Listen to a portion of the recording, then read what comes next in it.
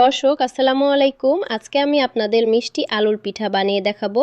মিষ্টি আলুর পিঠা বানাতে যা যা লাগছে: 4টি মিষ্টি আলু, 2 কাপ আটা, 1 কাপ নারিকেল কোড়া, 2 টেবিল চামচ গুঁড়া দুধ, হাফ কাপ চিনি, হাফ চা চামচ লবণ, 2টি এলাচ।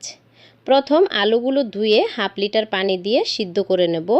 এরপর চুলায় প্যান বসিয়ে নারিকেল, চিনি, এলাচ দিয়ে 5 মিনিট রান্না করব। এরপর 2 টেবিল চামচ গুঁড়া দুধ দিয়ে আবার নেড়েচেড়ে 2 মিনিট রান্না করব। মিষ্টি আলুর পিঠার পুরটা রেডি হয়ে গেল।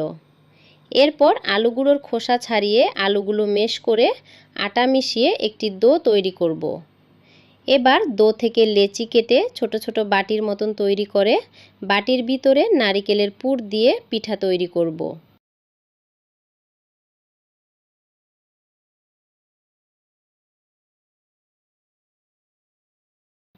সবগুলো পিঠা বানানো শেষ, এবার ভাজার পালা।